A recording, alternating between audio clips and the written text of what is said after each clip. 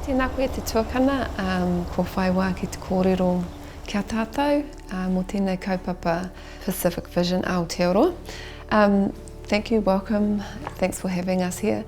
What is this kaupapa? It looks like gardens, but it's a whole lot of things, isn't it? So yeah, whakamārama mai, tell us what it's about. Oh, kia ora ana. Thank you for having me today. Well, we've been in this space for about 8 years around caring for creation. So we're trying to work with our communities and bring back all that ancestral intelligence that's amongst our communities around caring for ourselves and caring for our neighbours and caring for our environment. So we're just kind of making sure that everything's connected. And we do that in many different ways. So yes, you do see a lot of gardening, because how we started out in the old days was we talked a lot of rubbish. We actually followed our tuakana, parakore, and wanted to put a Pacific voice into that space of, how do we care for creation? By caring for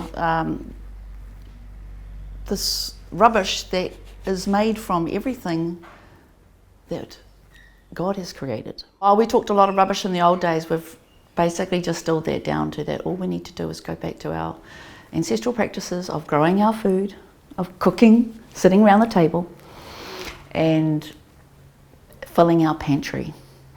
So we're kind of doing all that at home. So that's been our way for a little while now. We're out here in South Auckland, close to Manukau, in the housing stock in 50s, 60s, 70s. And you have some kind of traditional New Zealand gardens, I guess, when you first started. But one of the things I love about South Auckland is there's lots of banana plants and taro plants in people's gardens. So the knowledge is there, isn't it? Very much so, very alive. You don't have to go far, and just down the road there's a house that's just got sugar cane, bananas, they're just billowing over the fence. So funny enough, both myself and a colleague, we've knocked on their door already, and they're a Vietnamese family. So not only Pacific, but all our Southeast Asian brothers and sisters have got amazing gardens. Are they eating from their garden? Oh yes, and they're selling from it. So they're making money by selling plants and selling the product from it. So bananas, taro, roti, the flowers, the gardenia, everything that we use to adorn, to make things, it's everywhere in South Auckland.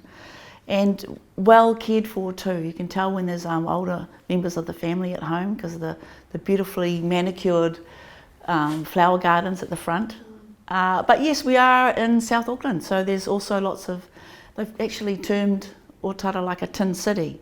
So, part of our mission is to help change that environment by producing more kind of plants that produce food that's accessible. Is there a lot of relearning to be taught? Absolutely. Are you surprised by how, a couple of generations of not learning about kai, then everyone thinks everything comes from the supermarket? Well, they have, and that's because it's been forced on us. So part of our role is to bring the mana back of actually producing your own kai, because unless it comes out of a supermarket and it's got that price tag on it or wrapped in plastic, then it doesn't have the same mana. But that's changing, and we're seeing it everywhere. We've got great examples like Papatua Nuku Marae. They're like a world-class display of, how to produce kai and bring mana back into their people, their community, and go from they're thriving now. So that's the kind of, they're our tuakana also, so that we're trying to do the same in this space, that we share with other organisations that are like-minded. So I just wanted to share that too, that where we are right now is, the name for this place is Wakatu Wakaora. So we're trying to, uplift everyone so that we have community resilience, and we share the space with other community organisations like The Roots, Mile Studio, and SWS, our bike van and couple that sit outside. Cool. And can you give us some examples of, if you were thinking, I would like to buy less from the supermarket and I've got a little bit of grass outside, how would I start? Just find the food that you want to eat. That's the first thing. What is the thing that you want to plant? Do a little bit of research, and because your plot of grass might not be in the sun. So you need to first of all understand your environment. So how much sun is your bit of grass getting, and then put the plant in there that is going to grow well in that environment. one of the most, probably not as popular vegetables, but grows really well in is silver beet. All your leafy greens, your spinach, all those things are a great starting point. But if it's you're new to gardening and you do like to cook, a couple of herbs, things like parsley, mint by your back door, it can even be in a bucket, is a good way to start. If people want to learn more about seeds and planting and things, can they pop along here? What would they learn? We do have a drop-in time for people to come in on Fridays from 10 till 1, and they would learn, first of all, how to start a garden and how to compost is probably the starting point. So how do we feed our soil? How do we understand the nutrients that our soils need in order to grow healthy food? So through here we have our whenua to whenua back. So here, I mean, you've seen how many worm farms in your life? No, lift one up. Yeah, this one here. It'll be easier than that one. I've actually murdered 1 million worms in my life. Have you? Yeah. I've not been successful in my worm farms. Oh my gosh, much there we go. to my sister's disgust and that's disappointment. Oh, that's not good. So there we go. There's good amount of worms in there. They're great. They could do with a feed. So how do we gain control over what we grow, what we eat? And the only way we can do that is by understanding what goes in it and by doing it yourself. Is that the heritage seeds kind of kaupapa? It is. So heritage meaning you know where it's come from and the history of that seed or tree that you've cut a graft off. So that's probably the most important, really. And that just opens up doors of enrichment, because then you're having all this kōrero with whānau and friends that can tell you stories about how their great-great-grandparents grew this seed. We were just coming back into talking about the Heritage Seeds project, and I know that it's huge, that project, and so people are saving seeds and sharing seeds and grafting and creating a bit of a stock bank of seeds.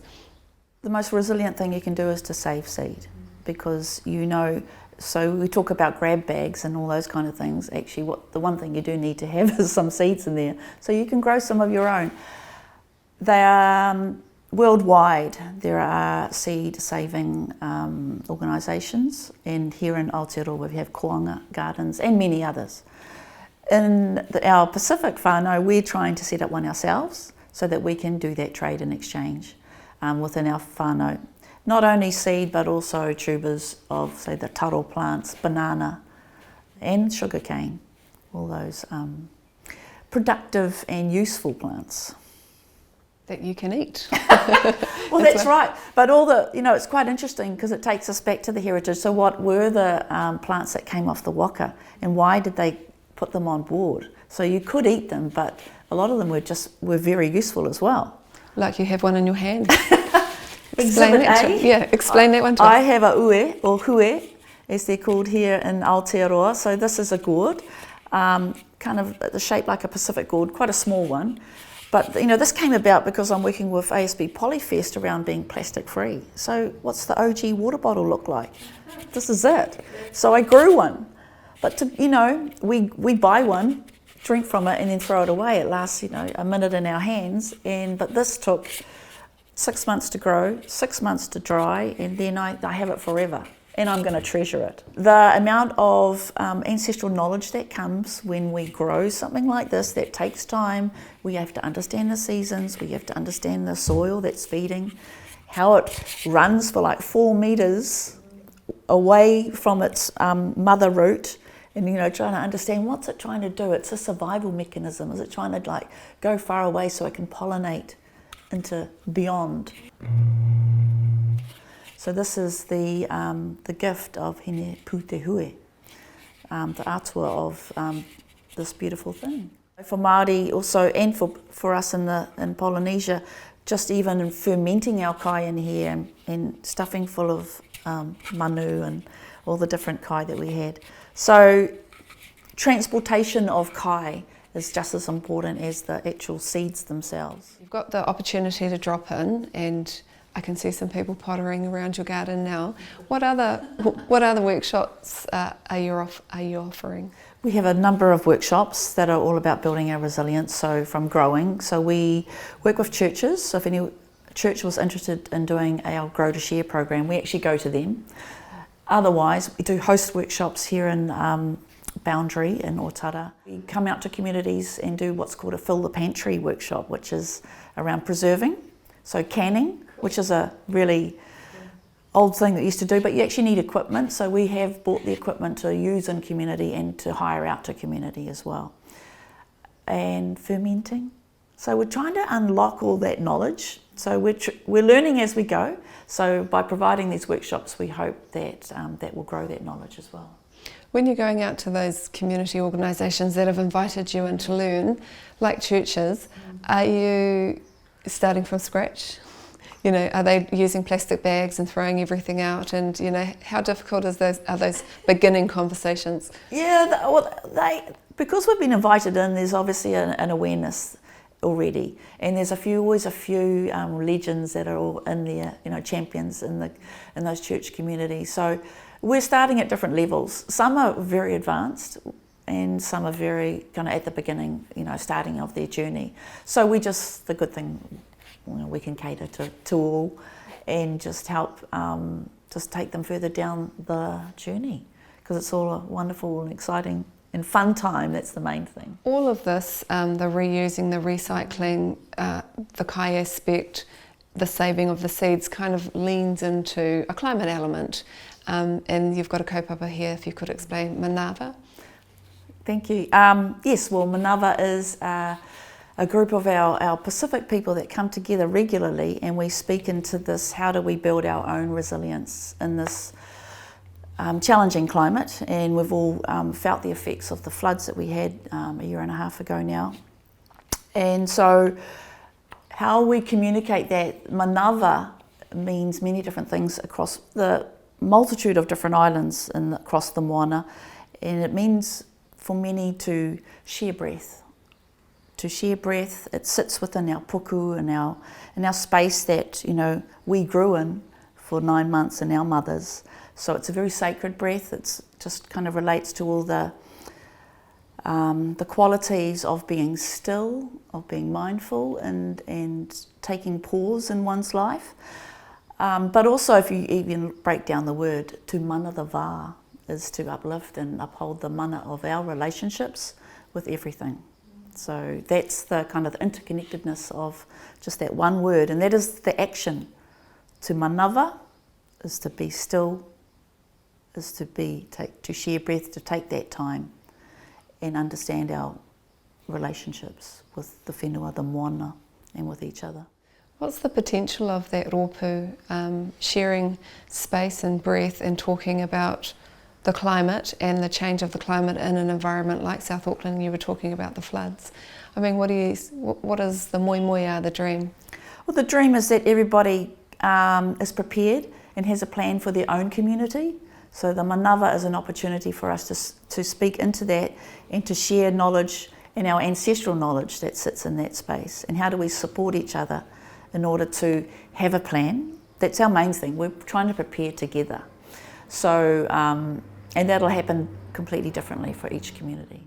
The Auckland floods was a big wake-up call for lots of suburbs who never had been experienced any flooding in the past. And now, you know, it's possible that will happen again and again and again. So being prepared, that's what the government asks us to be. And so here's these communities actually having those conversations. We are having those conversations, and we will take it beyond a conversation, but I think everybody can only do what they're limited to be able to do. You know, we've got examples of one of our manawa groups just saying, well, just go and clear the drain outside your house, just this simple thing. Or, okay, maybe just park the car on top of the hill. Or, you know, how do we practice getting our elderly out of the house? Let's actually practice it before it happens. And, you know, those that have different abilities, how do we care for them first? So it's all about connection.